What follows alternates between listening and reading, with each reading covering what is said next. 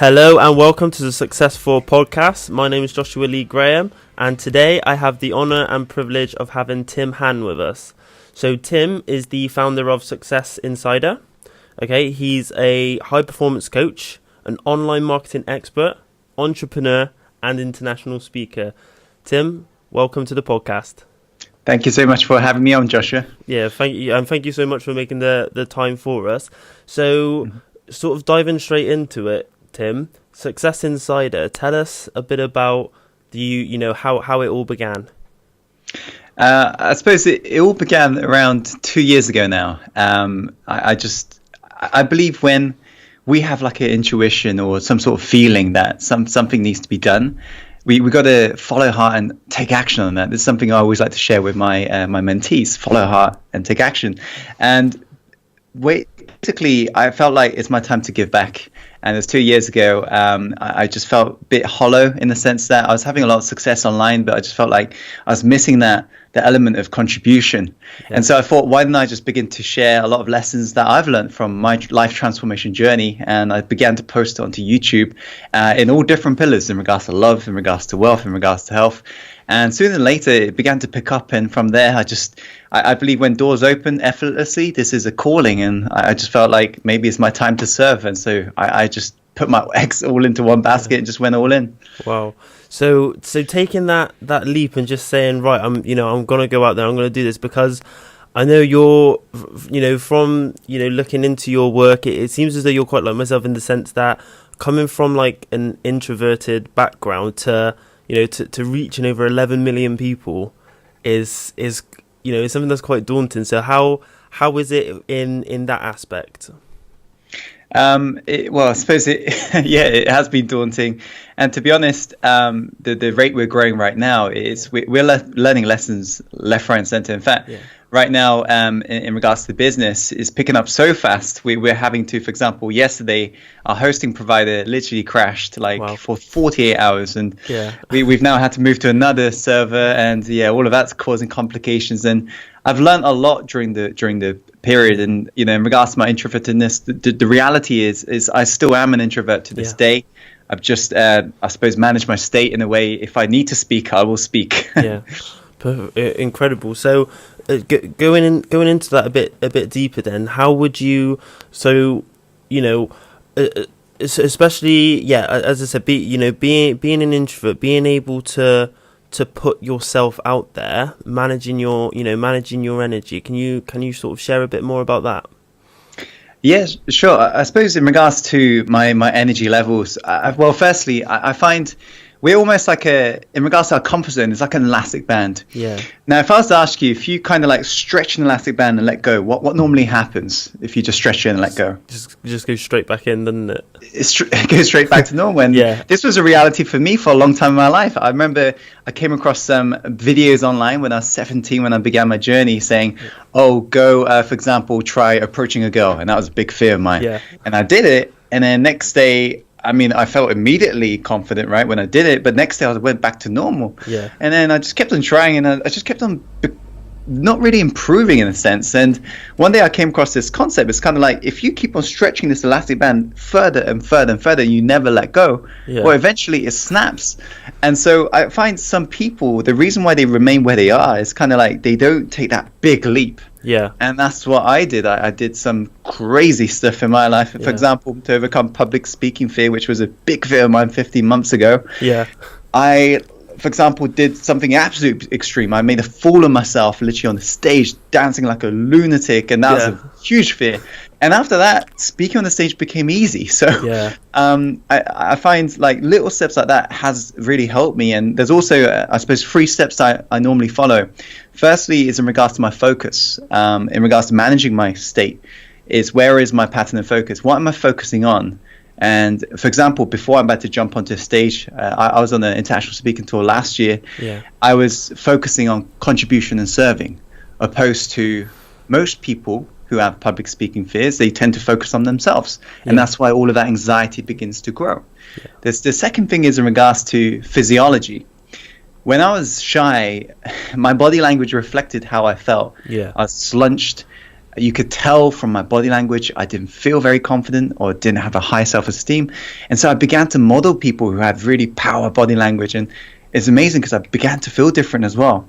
And so I immediately changed the physiology, and I do some breathing exercises backstage. And the next thing is in regards to the pattern of the feeling, in regards to how I really want to feel and how I can switch that. For example, when I feel nervous nowadays, I switch to excitement because it's a very similar feeling. And so I get excited as a result of me saying, I'm actually excited. This feeling of like trembly voice. I'm like, oh my God, I'm so excited. And then that's why on the stage, when I go on, I'm just energetic because I'm just like, Wow. So that's normally the steps I follow. Yeah. That's incredible. And you can tell from everything that you've gone over there, there's so much value in what you've said, but it just shows how much work needs to be, how much work you do on yourself to be able to put yourself in a position so you can do the contribution.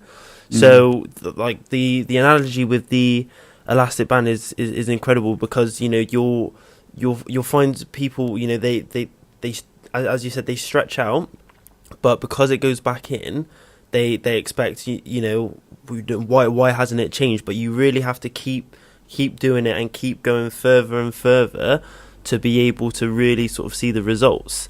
And there's a lot of people out there at the moment who say they want to be able to make a contribution, they want to be able to give to people, but clearly you're somebody who's done a heck of a lot of work on yourself first and foremost to be able to put yourself in that position where you can give where you can give a contribution. Definitely.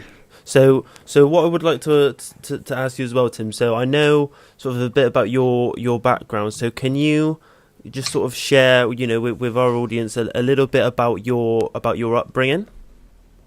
Yeah, sure. So just to really cut the long story short, at the age of 2, our real father left us. I'm born in South Korea, and my mum had to literally just hustle day and night just to put food on the table. That was the reality of the situation when I was growing up. And at the age of around 6 or 7, she met an English, basically a boyfriend who we soon began calling Dad, actually. So then later, and he was from England, and that's how I actually ended up going to England. And when I joined middle school, I was living in a small town called Poole. It was 99% white, British, and they've never seen an Asian guy or Chinese looking guy before. And so they just started calling me names. And this is the first time I've ever experienced bullying. And I tell you, I've got bullied for 4 years straight. And there was so much pain attached to that. I remember going home every night, just taking cold showers, just telling myself, just don't go back, and just trying to say to my mom I'm ill, and just doing really extreme stuff to not experience that pain. And so when I joined high school, I told myself on the first day, I got to do something different. Otherwise, I'm going to go through this pain again. And so the only solution I came to is I just become them. I become the people who are actually bullying me. And they were the people who were literally robbing cars, doing drugs, like dealing drugs. And that's when I suppose, found out now when I'm connecting the dots, you become who you hang around with. Because those people became my friends, and as a result, my behavior reflected my environment. I was involved with a lot of crime, dealing drugs, growing, and all sorts. And that was a reality for all of my high school years, as well as after high school, until I came across a speech on New Year's Day after I'd gone out very heavy. And it was the right message at the right moment. And I believe sometimes we hear this thing that we need to hear. We may not necessarily want to hear it, but it clicks in the right moment. And Steve Jobs said during the speech that I found on YouTube, when he wakes up in the morning, he looks in the mirror and asks himself, if today is the last day of my life, would I want to do what I'm about to do today? And when the answer has been no for many days in a row, he said he knows he needs to change something. And I remember I looked in the mirror that morning, and then I realized in that moment, and I literally, as a guy who's been conditioned to be tough, I just burst into tears, and I just realized I fucked up. And I believe everything happens for a reason. My mum actually ended up taking me on a walk shortly after that, because she found out everything I was doing. And she said how all throughout my childhood she had to work day and night and just to put food on the table for me and my sister. And she said how she had to put her basically behind and us forward, and just put all of the energy, all of the commitment just into us. She was extending beyond herself. And she said, Tim, I've done everything for you. I bought everything for you. I did everything you asked me to. The question is, are you going to be there for me when I need you? And that was the very much the wake up point. And from there, I suppose it woke me up. And I knew one of the things, I was actually inspired, this connecting the dots. A couple of weeks later, I came across a TV series I've never seen before. Yeah. It was called Dragon's Den. Yeah. In America, it's called Shark Tank. And I was inspired. The first time I've ever seen what an entrepreneur is. And I was inspired by people who had a big dream. The first time I ever come across anybody like that. And they were like getting these $1 million deals. I was like, at the time, money hungry. I was like, whoa, I need one of them. Yeah. So I just started looking into the world of entrepreneurship. And I remember I was just like going through my kitchen cupboards trying to invent some stuff. But that's when I realized in regards to just study more. And I remember I jumped on YouTube, typed in entrepreneurship, typed in like, what does it really take to become a successful entrepreneur? And they said, upgrade your environment. And so I began to actually just literally not call my friends. And I began to just shut everything off, like Facebook, you name it, just to avoid them completely. And I focused on myself. I began to work on myself and my strengths, which at the time was, I had a lot of tech background, and I like tech. It's probably because I'm Asian as well, stereotyping. So I started to look into online. Yeah. And then I was going to college one day. One of my friends said to me, Tim, you don't have taste in music. And at the time, I was so driven by trying to prove people wrong. I said, all right, watch me. I went home that day, and I typed in how to become a DJ on YouTube. Yeah. And I downloaded the software called Virtual DJ, right? Yeah. And I started doing these mixtapes and started putting it online. And then I created a series that was riding upon a trend at that time, which was dubstep. And I created the UK Filthy Dubstep series. It started getting like tens of thousands of views. And then I went into clubs saying, hey, look, this channel's got 1 million views I've created. Can I get some gigs? And shortly after, I started getting gigs. And one of the clubs he actually attended. Yeah. And then I was like, here I am as a DJ. And I was just like, hey, bro, you okay? So that's when I realized I had a big passion for basically online business, because I did end up creating a business out of that. We created an offline business. It did pretty well, but then we had to flop it because after several events, we I suppose my business skills began to show in regards to there were other areas we neglected too much. Yeah. And so I thought, you know what, I'm going to just go all online. And that's when I got into this eBay business, Amazon business, you name it. Yeah. And then, basically fast forward, I basically was involved in a huge health supplement launch a couple years back that did $1.9 million in revenue. Wow. And, all of this lessons that made that successful, it actually came from all of those dots connecting. And when I talk about dots, it's actually one of Steve Jobs, one of my favorite quotes by him. He says how we cannot connect the dots looking forwards, we can only connect the dots looking backwards. Yeah. So we have to trust what will happen. Wow, that's huge. And so just hearing all that you've achieved so far, what again, going back to, so you saying, like your mum clearly had a big impact on, you becoming the person that you are today. For people who are in that situation,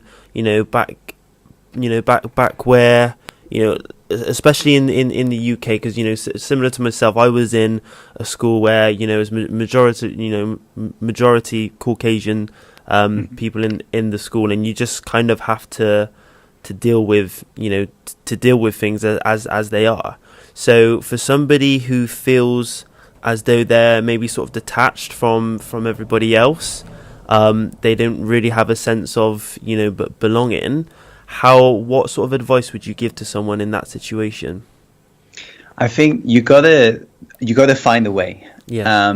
Because, for example, my peer group did not truly upgrade until I actually moved away from my hometown, which was Poole, and I moved to London. And I say that because I could turn my phone off, but they will still come knocking on my door, right? Yeah. And there's only so many excuses you can pull in regards to how I'm ill until they finally find out you're actually just full of BS. Yeah.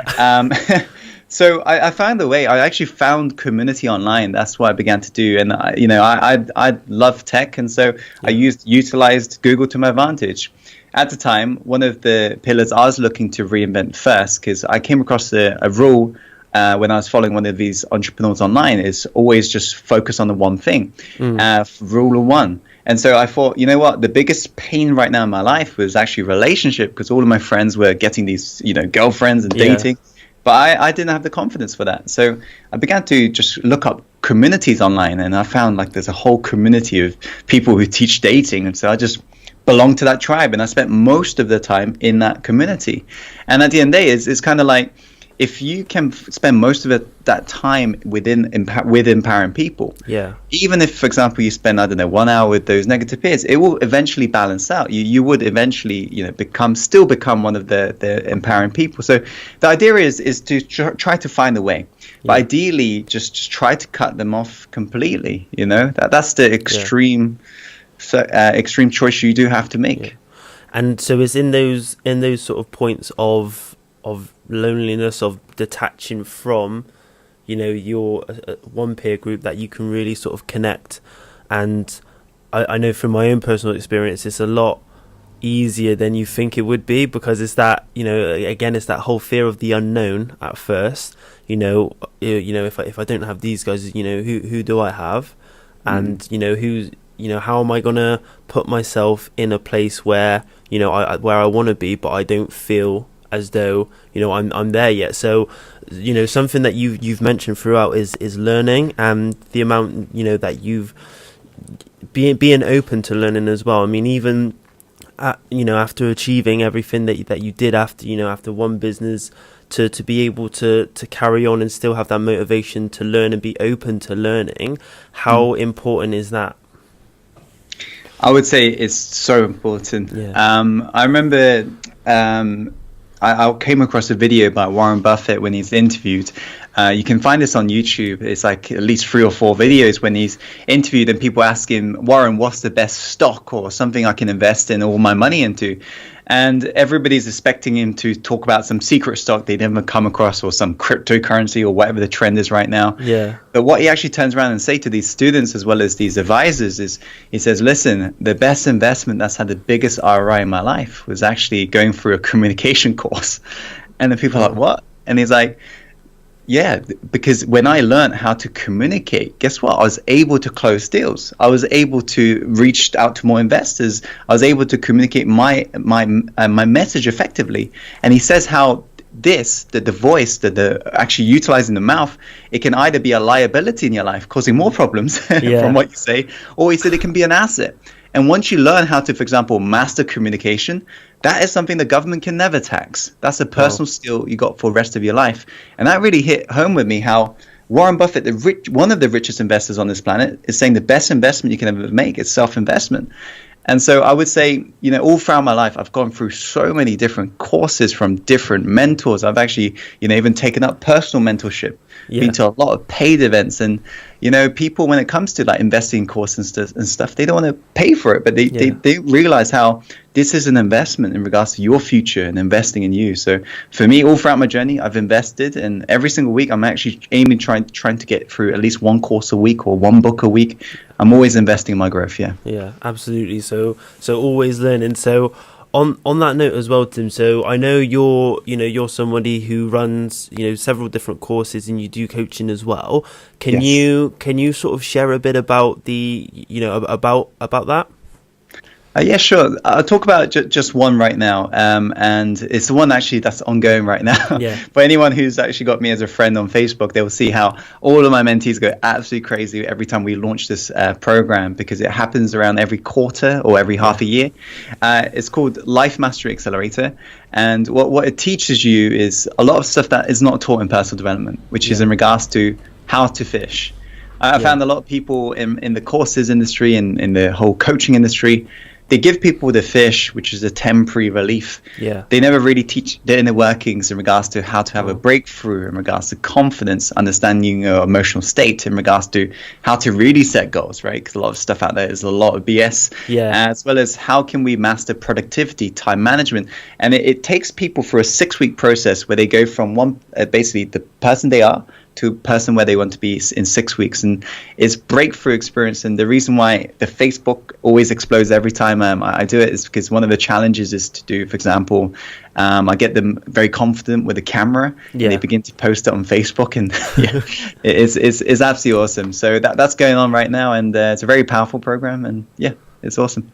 Wow, incredible. So that's a 6-week program, and again, something that you mentioned, obviously the aim and what that program provides you is like you said, how to fish, because it's one thing, as you said, to do something for someone, but when you can teach them how to do something for themselves, the impact that has, not just within those 6 weeks, it's an ongoing process. What sort of what sort of results have people got through going through that 6-week program? We've seen, firstly, people from all different walks of life. For example, lawyers going through it, entrepreneurs, people who are reaching high financial success. We're talking $1 million. And we've also had people beginning their journey, students. So, for example, I take somebody, a very shy student. Don't want to mention names right now, but a shy student. They would get themselves so confident they're actually now a public speaker, for example. Wow. And that's what they want to do. But sometimes people know what it is that they got to do, but it's almost like we've got the blockage that prevents us from taking action. Yeah. And we also, for example, have had people who've gone through loads of different courses, loads of different events. But just through one module alone, they learn, for example, how to set goals properly, and they actually make their financial goals in their business a reality. Because, I do high net worth consulting right now with very high net worth individuals who are turning over a lot of money. And people often think I'm sharing them like business advice. Yeah. But the reality is actually all we end up talking about in 60 minutes normally is to do with personal development. Because your business is a reflection of you at the end of the day. If you think about it, you've got the same 1,440 minutes as Warren Buffett, Bill Gates. The only difference between, let's say, them and yourself is down to how you utilize your time, which is all about personal development stuff. And this is why Warren Buffett talks about that, how communication was a very important asset. And so we've had so many students go through. I mean, I got like hundreds of testimonials. So no, that's incredible. And it's like you're saying, the fact that you could have the greatest sort of idea in the world, but essentially your outside world is a reflection of what's going on inside. So being able to to make those shifts, to have those changes in a short space of time, that's incredible. So what apart from that course, so you do a lot of in international speaking gigs as well. Mm-hmm. Tell us about sort of the first time that you were asked to go abroad and to do a speaking gig. Well, I think by the time I was actually doing international speaking, I was very comfortable with speaking. Yeah. But if I was to say for example the first time, because I think that's something that people will be to resonate a lot with. Yeah. So the first time I was ever asked to speak at an event after I've been through 5 days of training, learning how to speak, it was possibly the scariest moment of my life. And it's funny how public speaking actually is, according to the stats, the number one biggest fear. The second being death, right? Yeah. Which is absolutely crazy.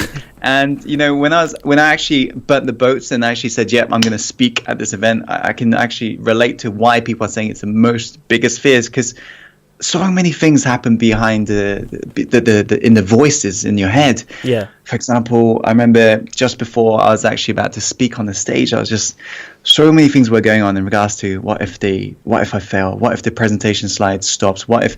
And I just kept on hearing what ifs. And I tell you, I was backstage literally walking like up and down, walk up and down, and just trying to get to state, and none of it were working. And I tell you, when they finally announced my name, it's just like slow motion, because you can just hear the crowd just going crazy, waiting for you to come up.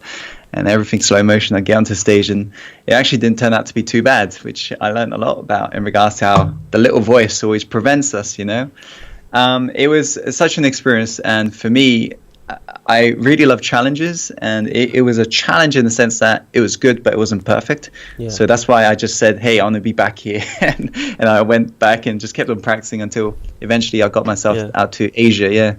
Incredible. So what's next for you then, Tim? I suppose next is in regards to reaching, our big goal here at Success Insider is to reach 1 billion people by 2020. And so our big mission to fulfill that is to go all in. Yeah. What do I mean? Well, right now we're doing 1 videos a week on YouTube. We're going to be moving it to free videos, and eventually, I suppose, getting it even more and more. There's somebody who I interviewed recently on Success Insider show, and he does, just to give you some idea, for contrast frame, about 4 to 5 videos a day. Wow. Okay. and I was like, wow. And I struggled to do 1 video. So I'll be basically just really focusing on this in regards to the visibility element and just really getting the message out there. Meaning I have to trim a lot of stuff that's taking my time right now. For example, even personal clients, I actually have to take less of them. In regards to courses, I have to take less mentees and just really focus on getting the message out, because we really want to just make this one of the largest transformational companies in the world in regards to education. Yeah. Incredible. So grow, sort of spending more time on the YouTube channel, to having the courses that you have. So on a on a personal level for yourself, what would make 2018 a successful year for you? I suppose what would make it a successful year is by hitting our numbers in regards to our YouTube channel. Yeah. So we're aiming it to for this year 100 million views. That's how many we need to get. Now, in order for us to get that, we got to switch up the whole strategy, because I mean, for the last 2 years, we've done well because we've gone viral. Yeah. But it's only 1 viral video a year, so we need at least like 10 viral videos. Yeah. So we're going to be just churning them out and just really just impacting the world. So 100 million views, which essentially would mean million subscribers. Yeah. That would be the ultimate goal for myself, because I know it's amazing being able to receive all these emails and messages that we receive here at Success Insider, and I just know if we reach that amount of people and we teach them in regards to the importance of paying it forward, our vision will become a reality. Yeah, incredible. Because I know I've having seen a lot of your videos as well. There's huge value in them. So so hitting that target of 1 million. So it would be 1 million subscribers would be. Around 100 million. Yeah. So it'll be about 100 million views. 100 million views and 1 million subscribers. Wow, incredible. Tim, thank you so much for your time today. So obviously, Success Insiders, can you tell us a bit about the website, where we can find out more information about the Life Accelerator course, etc.? Yeah, sure. So you can, if you want to check out more of my work, you can probably the best gateway drug, let's say, would be the Success Insider YouTube channel. Yeah. And should you wish, for example, to take things further, just feel free to visit our website, successinsider.tv. Yeah. Incredible. Tim, thank you so much for your time today. Guys, as always, we're Success4 Global on all social media platforms. Like, share, subscribe, and we will see you soon.